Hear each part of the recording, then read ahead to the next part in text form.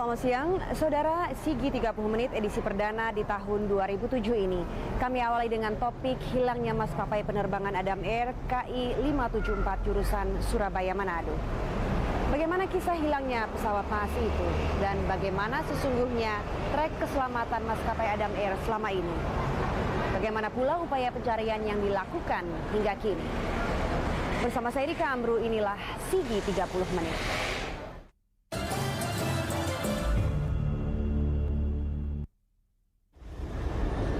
Indonesia ternyata menempati peringkat tertinggi angka kecelakaan pesawat di Asia. Rata-rata terjadi 9 kali kecelakaan dalam setahun. Tragedi Adam Air bernomor KI 574 yang hilang sejak 1 Januari lalu melengkapi rekor itu. Bagaimana kronologis hilangnya Adam Air? Simak liputan kami berikut ini.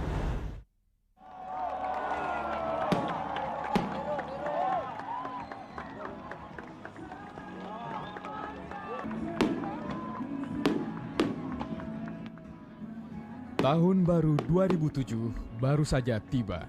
Sisa gemerlap pesta penyambutannya pun masih begitu terasa. Petang itu, 1 Januari 2007, pesawat Adam Air dengan nomor penerbangan KI 574 dalam perjalanan dari Bandara Juanda Surabaya menuju Bandara Samratulangi Manado hilang. Publik pun tertunduk mendengar kabar mengejutkan itu.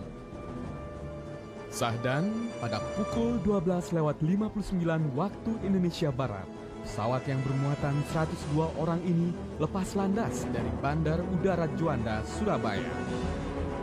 Badan Meteorologi dan Geofisika BMG memberi sinyal cuaca tak aman.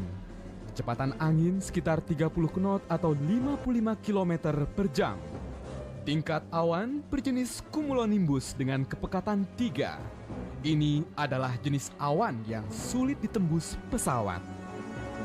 Namun baru 1 jam 7 menit pesawat mengangkasa, pesawat Boeing 747 seri 400 dengan nomor registrasi PKKKW itu kehilangan kontak dengan Pusat Pengendali Udara ATC Bandara Hasanuddin Makassar.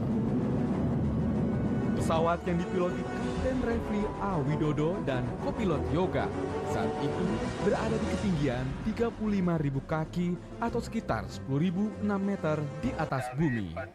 Posisinya berada di 85 mil laut sebelah barat laut Makassar. Sebelum jatuh, pilot sempat melaporkan adanya crosswind atau angin dari samping yang cukup kuat berkecepatan 130 km per jam. Sejenak kemudian, pesawat hilang dari radar Bandara Makassar. Pesawat pun hilang. Dia begini, ketika headingnya hilang, tak dia begini. Satu-satunya informasi, tidak ada sama sekali informasi mengenai ada problem yang dialami, kecuali satu hal, pilot mengatakan dia mengalami crosswind sebesar 74 knot. Benarkah pesawat Naas itu jatuh karena nekat menembus cuaca yang buruk? Berbagai spekulasi memang berkembang. Tim Sigi mendapat informasi dari sejumlah pilot senior yang menyebut sejumlah maskapai swasta memang tak segan-segan memaksa pilot mereka untuk tetap terbang meski kondisi tidak memungkinkan. Misalnya karena kerusakan ringan atau cuaca yang tidak memungkinkan. Kasus-kasus seperti itu sebenarnya sudah menjadi keprihatinan banyak pihak. Pada 14 Maret 2006, 17 pilot ex Adam Air bersama Federasi Pilot Indonesia mengadukan kasus-kasus seperti itu ke Komisi 5 DPR. Waktu kami ke DPR adalah kasus Tambolaka. Dan disitulah kesempatan dari yang 17 ini memberikan kepada saya, meminta, Cap, tolong dong, kami ada unek-unek dikit nih, mumpung udah di sini. Tolong kami berikan sedikit waktu. Akhirnya saya minta ke DPR. Tolong Pak kasih. Oh iya silakan. Saya minta siapa dari antara kalian yang mau kasih. Kebetulan ada satu orang itu kalau nggak salah Kapten Sultan. Dan beliau memang punya bukti otentik mengatakan bahwa mereka sering ditekan oleh perusahaan harus menerbangkan. Pokoknya begitulah kira-kira persepsinya. Kalau menurut dia waktu pertama kali pas waktu mau terbang gitu ada kerusakan dikit di mana dia masih ngecek atau melihat apakah layak untuk terbang, tapi udah ada katanya perintah harus terbang. Nah itu dia harus terbang. Terus saya yang pikir begini, kenapa segampang itu, sebodoh itu kalau pilot mau diperintah, kalau keluar dari safety, dia kan mempertaruhkan nyawanya sendiri juga gitu loh. Kenapa dia harus mau? Saya tolak dong. Karena semua sistem sebelum berangkat harus prima. Dan yang mengecek itu adalah teknisi, kemudian penerbang, double check. Jadi semua penerbangan sama. Mereka melakukan semua penerbangan swasta, penerbangan BUMN di dunia ini semuanya demikian. Dalam tragedi Adam Air KI574, manajemen Adam Air meyakinkan kami bahwa pesawat yang baru setahun disewa dari International Lease Finance Corporation itu dalam kondisi prima, alias layak terbang. Sertifikasinya masih berlaku hingga 19 Januari ini. Ya, pesawat ini memang kita sewa, ya, satu. Kemudian pesawat ini layak terbang karena pesawat ini sebelum terbang melalui pengecekan yang dilakukan, layak terbang. Kemudian umur pesawat ini saya tidak bisa menentukan karena itu ada di legal, karena mereka yang tahu dengan teknik tahun berapa pembuatannya. Tetapi setahu saya, ya yang ini mengandai-andai, tetapi setahu saya itu hanya belasan tahun saja umurnya. Dan pesawatnya masih layak, masih prima untuk diterbangkan di Indonesia. Soalan kita paling besar di dalam masalah keselamatan ini adalah bahwa pemerintah itu tidak pernah mengeluarkan sebuah safety rating, ya, rating atau ranking keselamatan dari sebuah airline. Karena apa? Sebagai konsumen yang kita ketahui adalah pada saat kita membayar, kita mengasumsikan bahwa semua itu sudah comply, sudah patuh dengan aturan-aturan keselamatan. Jadi kalau kita mengatakan seberapa aman dari perspektif konsumen, itu pasti akan mengasumsikan itu harus aman. Jadi sehari setelah pesawat hilang, terdengar kabar bangkai pesawat telah ditemukan dengan 12 orang penumpang selamat. Tetapi ternyata itu kabar bohong belaka. Keluarga korban yang berharap cemas terhadap nasib saudara mereka kian lemas. Beberapa orang ada yang meluapkan emosinya, apalagi melihat ketidaksigapan kru Adam Air dalam melayani mereka. Jangan bilang tunda besok. Iya, masalahnya ini tunda Boleh bilang tunda besok, Pak. Ini hari harus. Komitmen. Itu bagaimana? Hah? Kalau Bapak keadaan begitu bagaimana? Hah? Alat pemancar sinyal bahaya atau ELBA seperti ini yang selalu memancarkan sinyalnya manakala sebuah pesawat jatuh dilaporkan tertangkap radar Singapura di daerah Rantepao, Tanah Toraja, Sulawesi Selatan. Menurut Menteri Perhubungan Hatta Rajasa, itu terjadi karena radar penangkap sinyal ELBA milik Indonesia rusak sejak seminggu sebelum peristiwa naas ini terjadi. Namun tim Sigi mendapati bukti radar kita saat itu berfungsi baik. Hanya saja posisi radar Singapura lebih dekat sehingga Singapura lah yang menangkap sinyal ELBA Adam Air yang naas itu. Hingga sepekan hilang, pesawat yang sudah terbang lebih dari 41.000 jam itu masih menjadi misteri.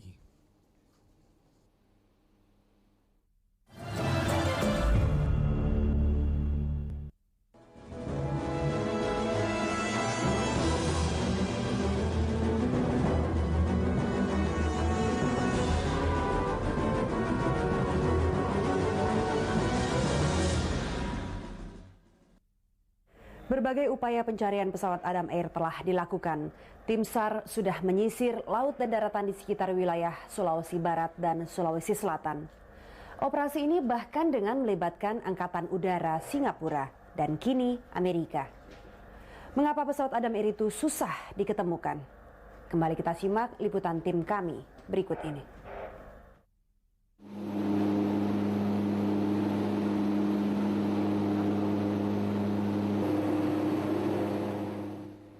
Genap sepekan sudah, pesawat Adam Air bernomor penerbangan KI574 itu hilang. Jalan panjang dan berliku pencarian pesawat itu terus dilakukan. Dari darat, laut, dan udara, semua disisir. Tim kami yang mengikuti pencarian pesawat itu dengan kapal pengintai Nomad Skuadron Udara 800 Wing Koarmatim TNI Angkatan Laut ini malah mendapati badai siklon yang melintas di atas Selat Makassar.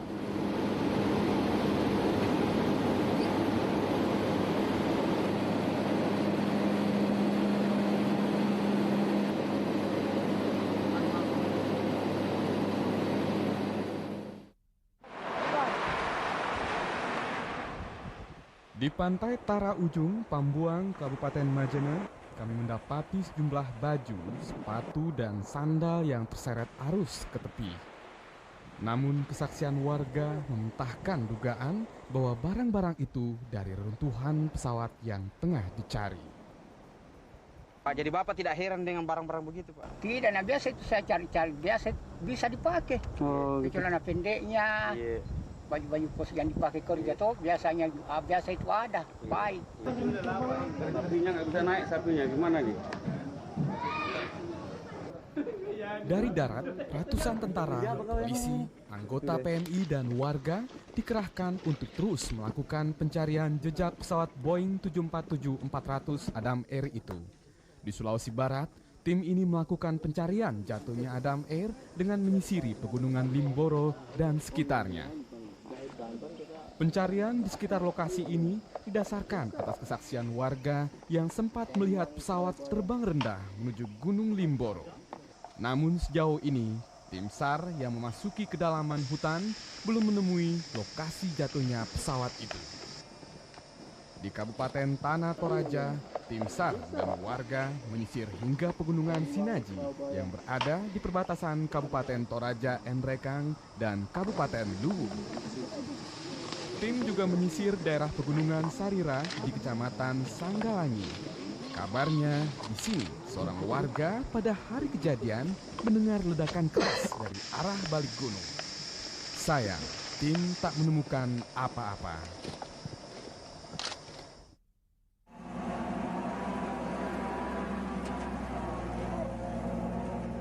Tim SAR Manado sejak Jumat kemarin memfokuskan pencarian pesawat Adam Air di wilayah pegunungan Rata Uyu di Kecamatan Noangan, Bolang, Mongondo. Tim SAR yang melakukan penyisiran dengan menelusuri jalan setapak di pegunungan Rata Uyu tidak menemukan tanda-tanda jatuhnya pesawat Adam Air. Sejumlah pakar dari Dewan Keselamatan Transportasi Amerika Serikat kemarin tiba di Makassar.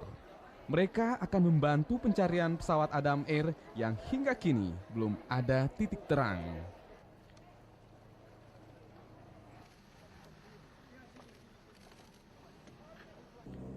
Angkatan Udara Singapura yang membawa pesawat Fokker 50 yang dilengkapi alat inframerah terus bekerja menyisiri setiap gunung. Awalnya, fokus pencarian didasarkan sinyal emergency locator beacon elektronik atau ELBA, sinyal yang dipancarkan pesawat terbang bermasalah. Area pencarian adalah selatan Makassar, Mamuju, Majene, Polewali Mandar, Tanah Toraja, dan Pare-Pare. Ini ELBA 1, ini dari radar Hasanuddin. Ini ELBA dari St. Alan. Ini ELBA dari Singapura. Kemudian ini ELBA dari Jakarta. Kemudian yang terbaru ini adalah ELBA dari Singapura juga. Kemarin, hari ini kita dapat informasi ada ELBA di selatan dari Manado. Hasilnya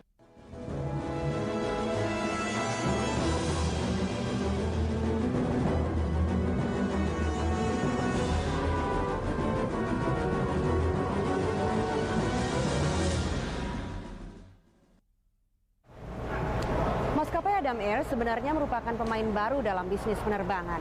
Dalam 3 tahun, maskapai ini melesat dan meraih penghargaan internasional. Tapi Adam Air juga menuai sejumlah kontroversi. Ia berulang kali mengalami kecelakaan.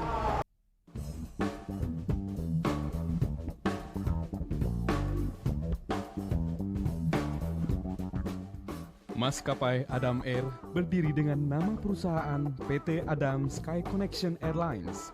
Usia maskapai ini tergolong sangat muda. karena baru beroperasi sejak 19 Desember 2003 lalu. Awalnya, Adam Air hanya bermodalkan 10 juta dolar Amerika Serikat atau sekitar 90 miliar rupiah. Pesawat yang dimiliki saat itu pun hanya dua, yakni Boeing 737 seri 400 dan Boeing 737 seri 500. Itu pun pesawat sewaan. Tapi Adam Air melejit sangat pesat. Kini Adam Air memiliki 22 armada, semua jenis Boeing 737 dari berbagai seri. Mulai dari seri 200, 300, 400, dan seri 500. Tahun ini, maskapai ini berencana menambah 10 pesawat Airbus A320.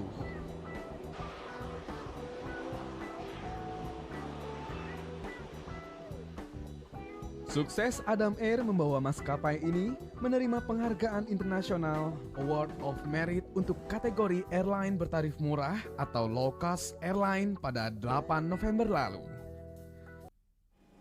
Di tengah segudang prestasi, Adam Air juga memiliki segudang catatan kontroversial. Misalnya terkait dengan sejumlah insiden kecelakaan yang tidak tertuntaskan oleh pemerintah. Menurut sejumlah sumber tinggi di Depok, hal ini karena terkait dengan nama besar di balik Adam Air. Ini nggak kelihatan kalau bantu kami, tapi kita bantu kami.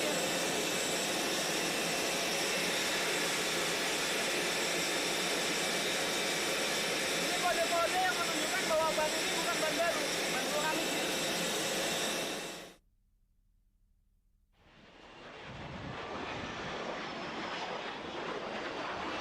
Pada penerbangan KL296 3 September 2006, saat itu Adam Air mengalami pecah ban, tapi isu menuduh adanya benda asing di landas pacu Bandara Soekarno-Hatta yang membuat ban mereka pecah.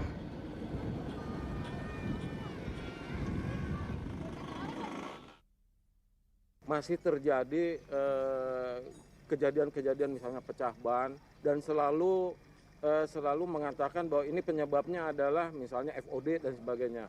Saya sampaikan sederhana saja. Kalau itu terjadi dengan Singapore Airlines atau KLM, baru saya angkat topi bahwa itu FOD. Tapi selama itu tidak ada.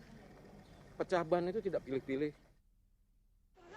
Kontroversi lain terjadi saat pesawat Adam Air jenis Boeing 737-300 jurusan Jakarta-Makassar tersesat dari rutenya pada 11 Februari 2006. Lihatlah penumpang-penumpang ini yang terpaksa harus turun di bandara kecil di Tambolaka, Sumba Barat, Nusa Tenggara Timur akibat rusaknya alat navigasi pesawat mereka.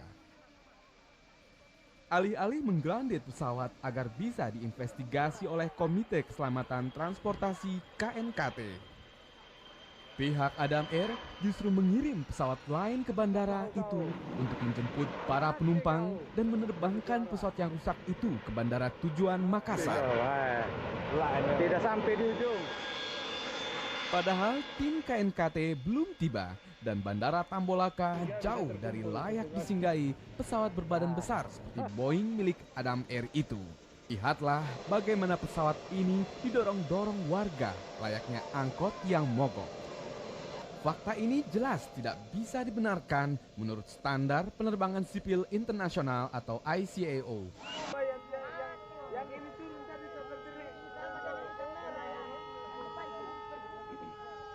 Sudah bisa Om Ben ya? Bisa mungkin. Kita di Indonesia tuh semua regulasi itu udah khususnya udara ya, yang saya lihat ini hampir sudah memenuhi standar internasional gitu loh. Tapi memang kadang-kadang kendalanya adalah law enforcement-nya di lapangan gitu loh. Baik dari operatornya sendiri, baik maupun dari sisi dalam ini regulator gitu loh. Ya masih banyak kekurangan-kekurangan, kurang-kurangannya apa ya, tentunya masalah tadi pengawasan dan kepatuhan gitu loh. Itu yang masih belum. Berbagai insiden dan kecelakaan besar pesawat terjadi di negeri ini. Ada kasus Lion Air di Solo yang menewaskan 116 orang. Ada kasus Lion Air dan sejumlah kecelakaan lain. Indonesia menempati peringkat teratas di Asia dalam rekor kecelakaan pesawat. Rata-rata setiap tahun terjadi 9 kasus kecelakaan pesawat dengan sejumlah korban jiwa melayang. Kasus Adam Air bernomor penerbangan KI574 awal tahun baru ini bisa jadi juga bukan akan menjadi kasus terakhir. Ini terjadi bukan semata-mata kelemahan teknologi atau cuaca, tapi juga karena keteledoran yang akumulatif dari orang-orang di bisnis penerbangan itu sendiri.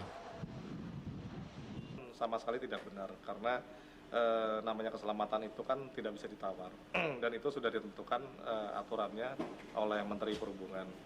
Jadi namanya keselamatan itu dengan standarisasi perawatan pesawat itu sudah ditentukan dan kami tidak bisa menawar. Gitu. Pesawat udara yang beroperasi itu adalah lulus selektif daripada persyaratan teknis operasional yang dipersyaratkan di dalam Civil Aviation Safety Regulation, yaitu CASR ini. Di Indonesia saat ini ada 25 perusahaan penerbangan komersil dan 12 penerbangan charteran atau sewaan khusus. Sayang, angka kecelakaan pesawat di Indonesia justru makin tinggi sebanding dengan menjamurnya perusahaan penerbangan lokal.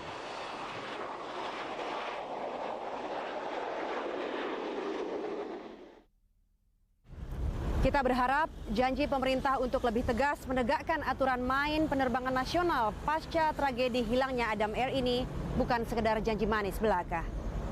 Saudara, dengan berakhirnya tayangan ini, maka usai sudah saya Rika Amru menemani Anda dalam program Liputan Mendalam Sigi 30 Menit. Sampai jumpa pekan depan, salam SCTV.